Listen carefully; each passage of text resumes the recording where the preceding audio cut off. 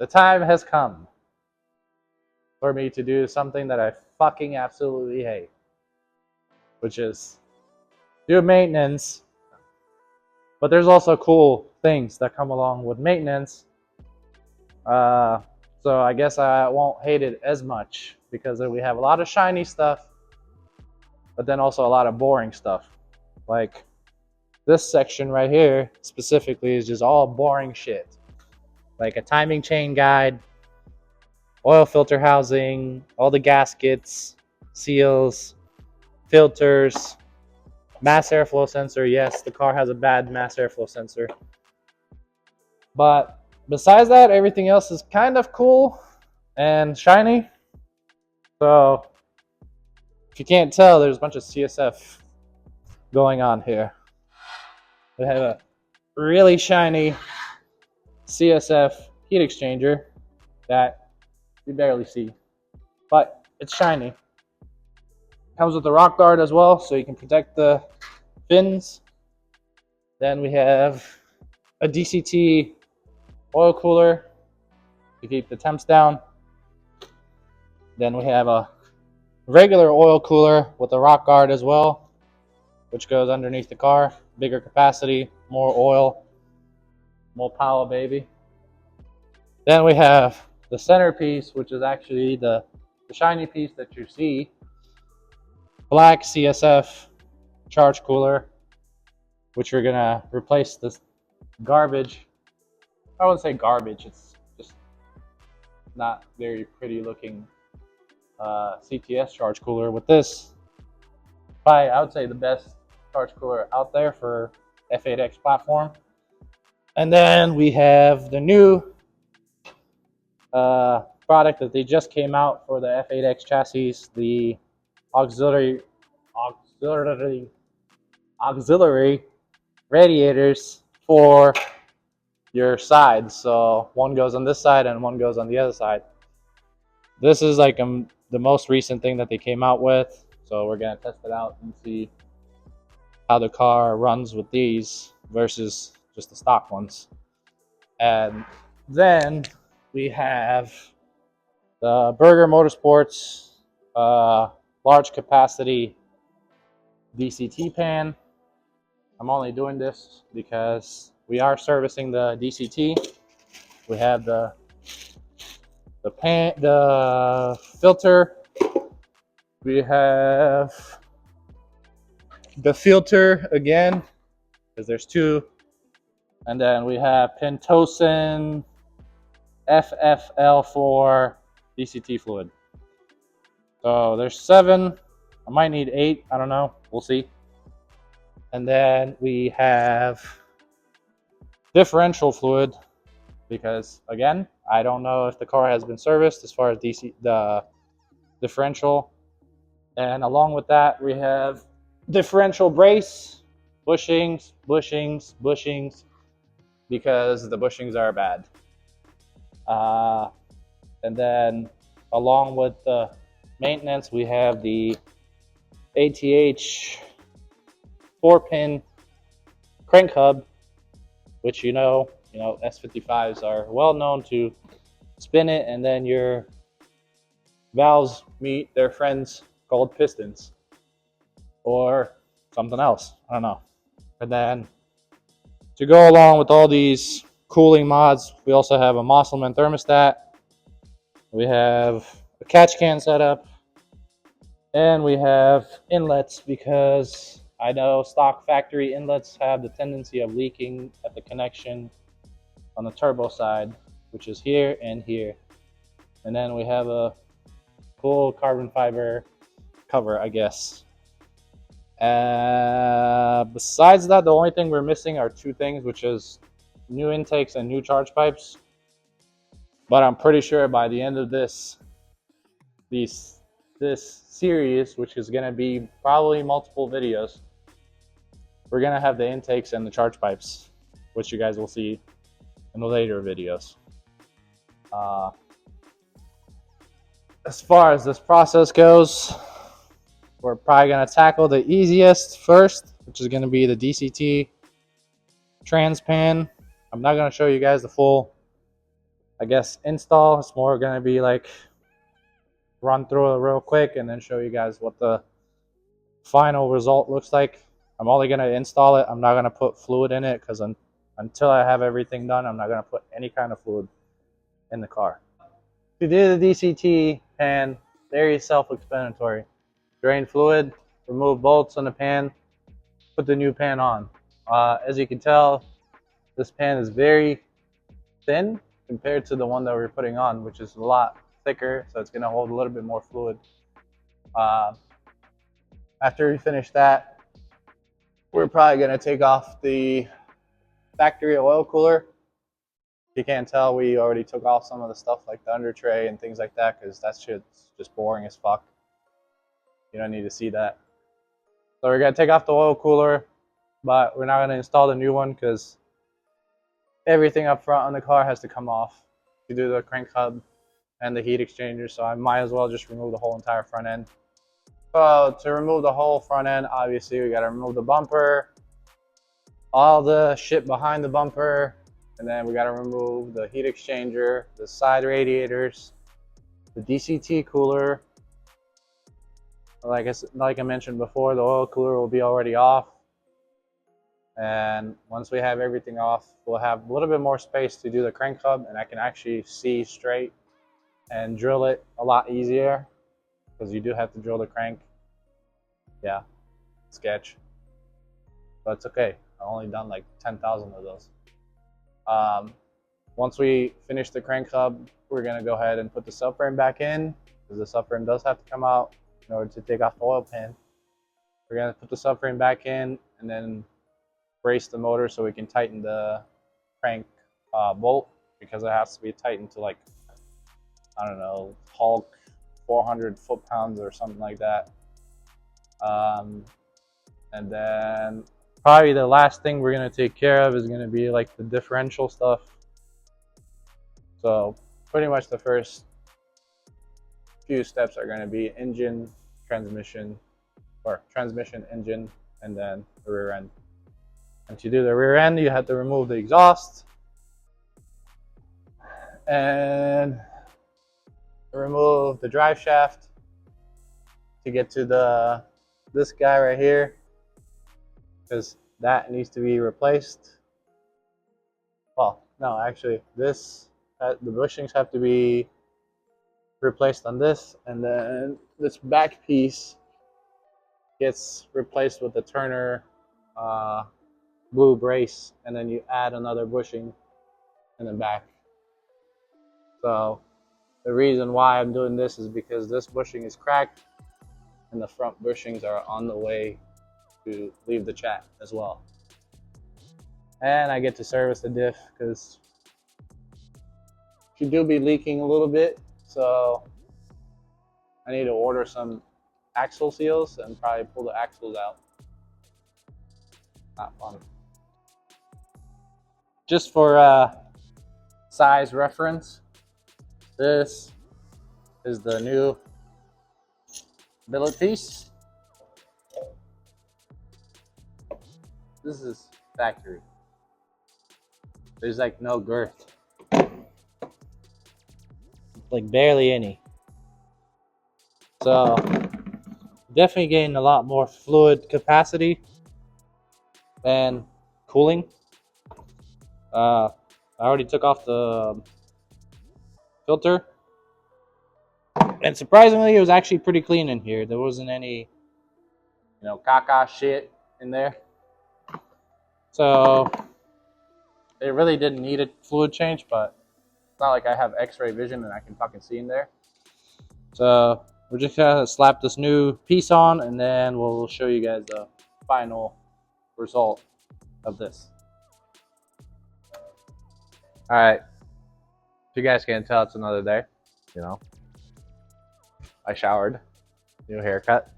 Just kidding, not new haircut, new clothes. But we finished the DCT pan. We didn't change the filter on the side, which is this guy.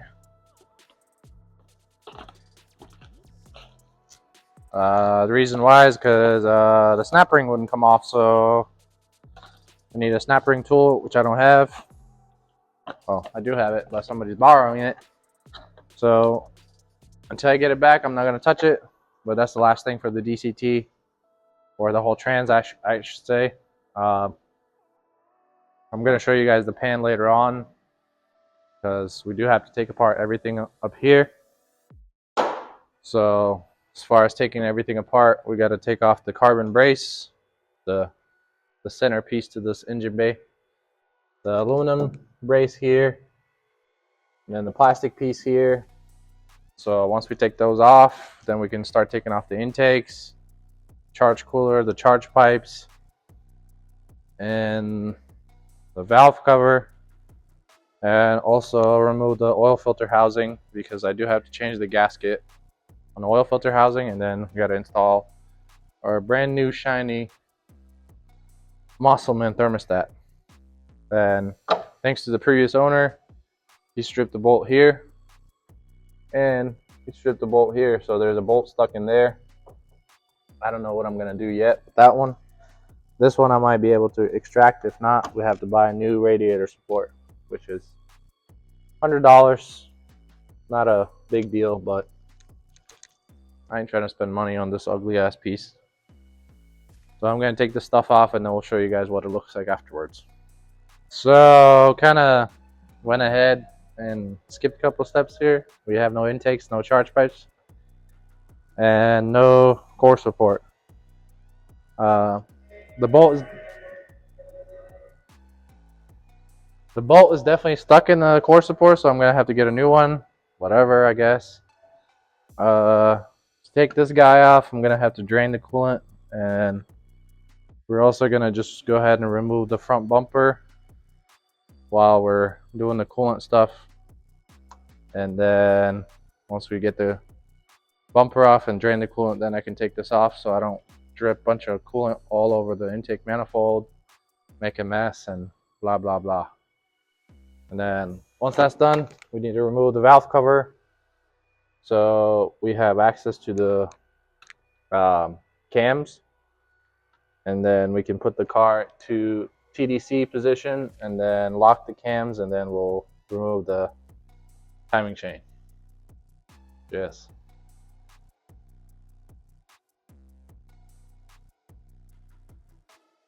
It looks like I'm not a car anymore.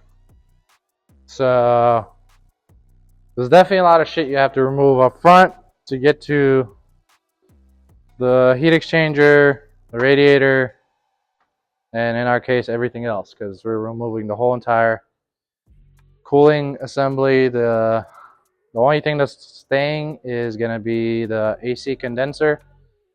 Probably just move it out of the way a little bit so we can have access to the front of the motor and do the crank hub like this instead of like this.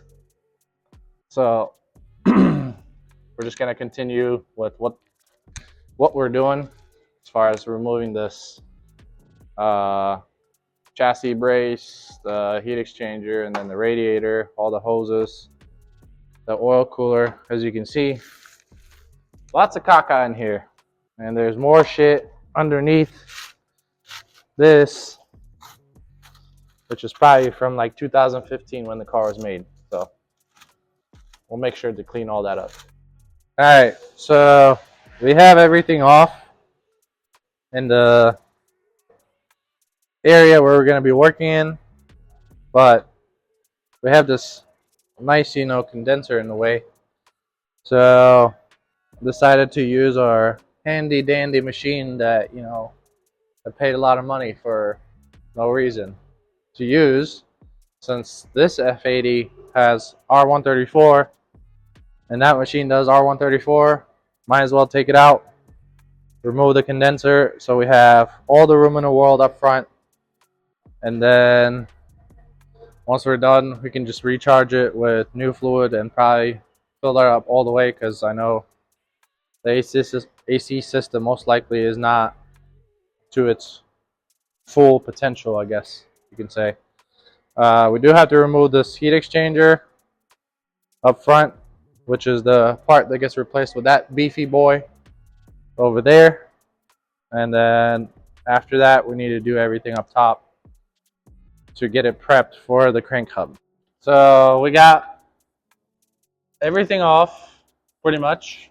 The condenser's off, the heat exchanger, and we got these tiny little boys off as well. So this thing is like a complete assembly. It comes with this plastic piece, and then you have the CSF.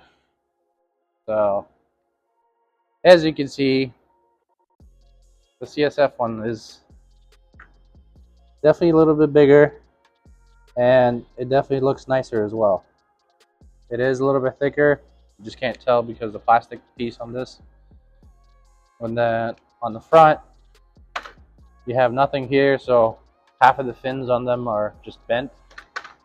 This piece has a rock guard, just like all the other pieces pretty much, to protect the fins so you have, you know, better cooling after however many years. So I'd say it's definitely a nice upgrade. Plus, it doesn't look like crap when you look inside the behind the grill, because you can actually see these behind the grill. And then if we move on to this, so if you look at this piece, you can definitely tell the difference in size. This is like twice as big as this heat exchanger as far as height and the thickness of it. And also this piece comes with its own rock guard, so you can protect the fins just like any other piece that comes from CSF. So we should definitely see a big difference with this heat exchanger versus that piece of shit. So since we're done with this assembly, we're gonna go ahead and move on to taking apart the engine. Then I'll show you guys what we do next.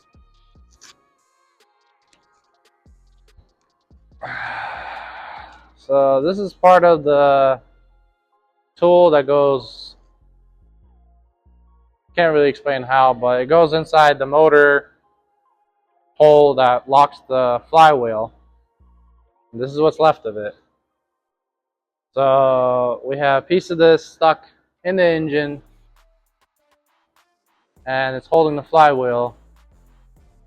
So, and we have no way of getting it out because there's no room. This shit is fucking stupid. In order to get this thing out, we have to drop the trans, and there's no other choice because there's no room to get it out. If you ever done this job, you know what I'm talking about. If not, don't worry about it. It doesn't really matter. Just know that this piece goes inside. It's like, where is it? Whatever. It's like an L shape. It's an L-shaped piece that inserts inside the motor. Well, not inside, but externally, like this, actually. It inserts in there, and then it holds the flywheel because the flywheel has a hole for it. So when you loosen the crank, you're not spinning the whole entire crank and possibly damaging something up top or on the bottom. But we went past through that point, and the tool is fucking stuck now. And I can't even get it out, and this thing broke off of it because it's a fucking piece of shit. So now, to get it out, we gotta drop the DCT. Might as well do the rear main seal while I'm at it. This just adds a fucking stupid amount of time that I don't have, and it fucking sucks.